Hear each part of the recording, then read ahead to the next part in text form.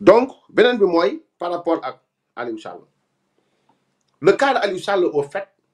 ce n'est que de la vengeance et un règlement de compte politique de Ousmane Sonko, rien d'autre. Devant la légèreté des accusations qui ont quitté 6 000 milliards pour atterrir à moins de 200 millions de francs CFA, à peine 154 millions de francs CFA, je me dis, l'accusation est très légère. L'arrestation d'Aliou Sall n'a rien d'un acte de justice. C'est une vengeance politique, une opération de communication orchestrée par le régime de Pastef pour détourner l'attention d'un peuple désabusé par ses promesses non tenues. Depuis leur arrivée au pouvoir, Ousmane Sonko et ses alliés ont fait de la traque des anciens responsables de l'ère Macky Sall leur principale stratégie pour exister politiquement et masquer leur incapacité à gouverner le Sénégal. Aliou Sall, lui, n'est qu'un bouc émissaire idéal. Frère de l'ancien président, symbole d'un régime qu'ils ont juré d'abattre, il représente à leurs yeux le trophée rêvé pour nourrir la revanche des frustrés. Dans un pays où la haine partisane a remplacé la raison, où la rumeur vaut plus que le droit, son nom seul suffit à le condamner avant même qu'un juge ne parle.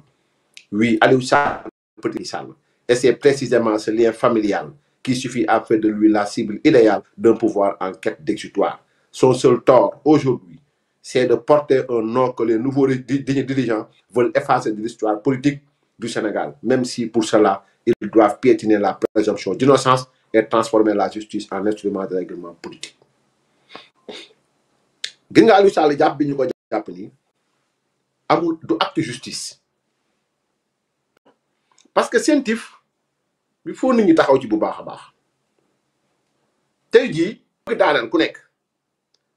CENTIF bu ko neexee mën a njort naa ci Aline Ndiaye ni dugal na banque sangam 30 millions mais 30 millions yi doon daal dafa lëndëm il va falloir comme monsieur le procureur ak juge d'instruction ubbi leen information yi ñu jox ko procureur mu transmettre juge d'instruction mu yóbbu la mandat dépôt ñu jël éléments yi nag jox seeni journaliste ñu toog ngawtee la mais xam ngeen ni l'avènement de cette affaire là mi ngi bàyyeekoo déjà ay menaces yoo xam ni dañ ko menacer sur le président Macky Sall après la sortie de son livre L'Afrique au cœur, après son émission sur H5 Motivation qui a fait comment dirais-je qui a été une réussite après sa sortie sur comment dirais-je Atlantic Council et après aussi li nga xamante ni mooy les différentes réponses données aux différentes questions yi nga xamante ni ñu ngi nekk di ko poser mais après avoir posé un acte boo xam ni allant dans le sens de clarifier ce qu'on appelle au Sénégal malheureusement entre guillemets d'être caché. Devant ces actes posés par son excellence le président Macky Sall, ce régime aucune autre solution que de traquer ou bien de continuer à traquer la famille proche du président Macky Sall. Après avoir lamentablement échoué dans le dossier Mansour Faye, après avoir lamentablement échoué, parce que n'oublions pas que même la maman de Mme Faye Sall a été convoquée, la première dame du Sénégal. Ses frères ont été convoqués. Mansour Faye a été envoyé en prison. C'est aujourd'hui le tour de Aliou Sall parce que ne pouvons pas mettre la main sur Amadou Sall. Donc, bu ñu seetloo ni li nga xam ni moo ñëw laata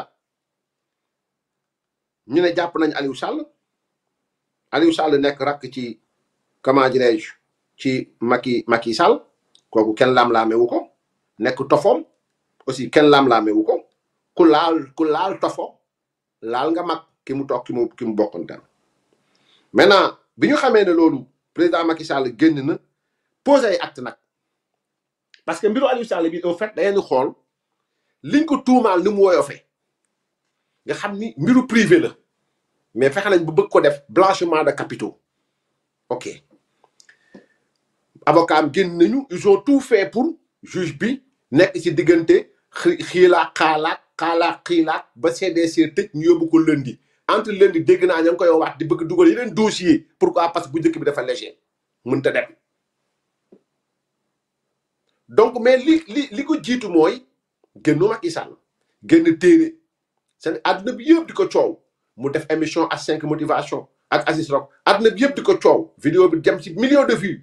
àdduna bi yëpp di wax Macky Sall ñu woo ko Arabie Saoudite Riyad le 1er octobre mu taxaw fa benn nit ku ñuul ci biir kuréel bu bëri ñu jógee foofu Atlantic Council balaa loolu mu toog wax leeral ci dette bi dafa bëgg comprendre ñu jógee fa nag mu ne nag wax ji nag dafa commencé ëpp tuuma yi dafa commencé ëpp il va falloir que yoon am ci baat yoon am ci loxo jëlay avocat ne leen fexe leen ba lépp loo xam ne wax nañ ko ñii nañ ko leeral jox leen rapport yi ñuy wax ba nit ñi mën koo gëstu saytu ko mën a comprendre ñu xam ne nag fu mu toll nii jaaxle am na parce que ay fen ay magam jëmm yu dugg ci biir néeg def taati neen yarami neen fay lampe ba duñ ñaan yàlla mukk loxo buy wër di kër yi di xool contact bi fu mu nekk loxo ba la ñuy jéem a dagg ban la mooy loxo bi jàpp Aliou Sall mu nekk lan mu nekk pression ci Macky Sall ginnaaw bi ñu lajjee ci mbiru Mansour Faye ginnaaw bi ñu lajjee convoqué nañ fi ba convoqué way jur bu jigéen bu Marème Faye Sall convoqué nañ fi ay magu Marème Faye Sall génn nañ fi xeet dossier bu nekk topp jéem a topp Amadou Sall loolu yëpp sottiwul mënuñu mettre la main sur Amadou Sall maintenant ils vont essayer de mettre la main sur Aliou Sall petit frère de père et de mère bu président Macky Sall ci dossier bu oyof dossier bu léger donc il ne s'agit pas d'un acte de justice c'est un acte posé par un régime sanguinaire fasciste qui a qu'un seul objectif faire la traque ou bien la vengeance politique loolu kese la amul leneen y a pas autre chose moo tax man du ma dugg ci les données techniques les données nangam les avocats le feront tout comme ceux de Farba Ngom seront demain face à la presse mais leer ba leer mooy l'angle bi nga xam mooy angle bu leer bi mooy la personne ki ñuy jéem a wut nit ku lay wut jéem jotu la dina jéem a xool ki la gën a jege mu jaare fa ba yàqal la disait notre star interplanétaire Youssou Madjiguène Ndour donc Aliou Sall est un homme faussement accusé diffamé sali mais blanchi par le temps benn nit bu tudd Ahmed Aïdara ànd seeg Ousmane Sonko ak benn jigéen bu ñëwee Mayana Jones ànd seeg ay journalistes Pastef depuis le début ñoo jàpp turu Aliou Sall yàq deram sosal ko tuumaal ko ay doomam di dox ci mbedd mi ay xale dugg ci oto naan Aliou Sall sa baay yow moo ñu amee 400 000 jotaay yëpp deram niñ ko yàqee noonu niñ yàqee deram noonu mais au fil du temps yàlla setal ko acte bi Abdou Karim Gueye posé aussi lu nuur la ci li nga xam ni mooy conséquences yi dal Aliou Sall acte yi Sénégalais yi commencé posé naan kan Aliou Sall baal ñu àq ça a frustré le menteur le bonimenteur le menteur certifié par la justice Sénégal muy Ousmane Sonko li may wax ni du diffamation de déedéet ku dem ba rabaa dare ñu ne da ngaa diffamé donc ton mensonge a été certifié par la justice sénégalaise dans ce cas précis donc loolu yëpp bu dajaloo ànd dañ naan Aliou Sall mii kat bu ñu góorgóorluwul géejawaay bee ñu nekk dañ ko xoolee bëtu héros bëtu koo xamante ni am na rédemption bëtu koo xamante ni dañoo juumoon war nañ ko mën a delluwaat ay responsabilités baaxul ci Ousmane Sonko baaxul ci régime bu Pastef ñu dem à l'offensive. Souvenons-nous, c'était l'époque du tumulte, des réseaux sociaux en furie, des vidéos virales construites sur du vide. Un nom revenait sans cesse, pris pour cible par la meute numérique. Aliou Sall, le frère du président, était devenu la victime idéale du populisme. À défaut de pouvoir atteindre Macky Sall, on s'en prenait à son sang.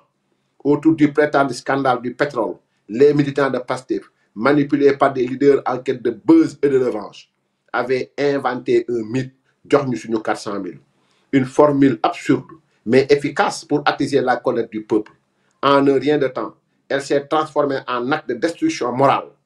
en arme de destruction morale. Des familles ont été insultées, des vies détruites, des réputations brisées. Tout cela pour satisfaire une campagne politique basée sur le mensonge et la haine. Aliou Sall a tout subi. La diffamation, la calomnie, la suspicion permanente. Sa femme et ses enfants ont été exposés à la vindicte populaire. Sa dignité piétinée, son travail à la tête de Guédiawaye réduit à néant. Le vacarme médiatique l'a fait perdre sa mairie, non pas par échec de gestion, mais parce qu'il était devenu le symbole d'un bouc émissaire national. Il fallait le faire tomber. Peu importer la vérité, mais le temps, ce juge implacable a fini par faire son œuvre. Aucune juridiction, ni au Sénégal, ni ailleurs, n'a jamais reconnu la moindre culpabilité d'Aliou Sall. Les rapports d'enquête ont démontré qu'il n'existait aucune base légale pour ces accusations. Les millions promis au peuple dans les discours populistes n'étaient qu'un mirage, une manipulation savamment orchestrée pour déstabiliser Macky Sall et affaiblir son entourage. Et comme pour confirmer l'imposture, un de leurs plus proches, un de leurs plus farouches propagandistes, Karim Gueye Xurum Xaax, ancien allié de Sonko, est revenu publiquement demander pardon à Aliou Sall. Un geste fort qui en dit long. Lui qui, autrefois, relayait ses mensonges à la terre entière, a reconnu que tout n'était que montage, manipulation et vengeance politique. Il a dit la vérité que beaucoup taisaient encore. Aliou Sall a été sali pour rien, traîné dans la boue par pure stratégie politicienne. Aujourd'hui, les Sénégalais commencent à ouvrir les yeux. Ils se souviennent de ce frère d'ancien président qui a gardé le silence, refusé la provocation et choisi la dignité là où d'autres criaient au scandale. Et dans un pays où le mensonge a trop souvent remplacé la vérité, le silence digne d'Aliou Sall apparaît désormais comme la plus grande preuve d'innocence. Kon lii jaar na fi jël ñoom Mayana Jones jël ay activistes jël ay boy am bobine leen entubé leen def seen bopp ne Aliou Sall jël na 6 000 milliards yu Sénégal ñu étiqueté ko Aliou Ahmed Aïdara dem ci télé bu nekk rajo bu nekk toog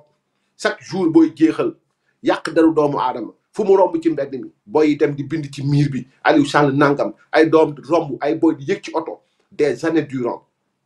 ñuy dëkk di jiiñ nit ki mu noppi muy koy jiiñ mu noppi mu jël alxuraan waat ñuy sabate waat bi mu bàyyi nag yàlla mi nga xam ni huwa dëhru xam nga bu ma waxee ni nañu bàyyi le temps Aliou Sall blanchi par le temps ulama wu tawhid sax mën nañ ma wax ni ne yàlla mooy satalaate oui mais yonent bi sallallahu alayhi wasallam nee na laa tasubbu dëhr fa inna allaha huwa dëhru donc yàlla mooy temps yàlla mooy jamono yàlla mooy époque kon yàllaa ko setal par temps il faut comprendre Dieu l'infini yàlla mi nga xam ne dara safu ko yàlla dara safu ko ku xool soxna Mariama mu sell mi ba muy jox Isa jékki-jékki rek suuful bi ñëw leeru yàlla gi ñëw leeru ku sell ki ñëw mu ëmb yaa uxta Haaruun maa kaana ummuki baghi maa kaana abuki imra'a saw'in sa baay mësut bon sa waajur bu jigéen mësut nekk ku sàggane boppam foo jëlee sa biir bi mu noppi rek na ko yàlla waxee rek boo duggee dëkk bi ku wax ak yow joxoñal Isa ba waa ji commencé wax mu joxoñ Isa leeral tekku Mariama boobu inni nazartu lirrahmani sawman falan ukallima al yawma insiya moo tax léeg-léeg noppi dafa am solo noppi ku yàlla di ilham ku yàlla dimbali jële inspiré moo koy am mais ku newu ci dëgg day bari wax ku ne nga jiiñ ko ñëpp nga xuloog ñoom te ñëpp yaa ni baal nag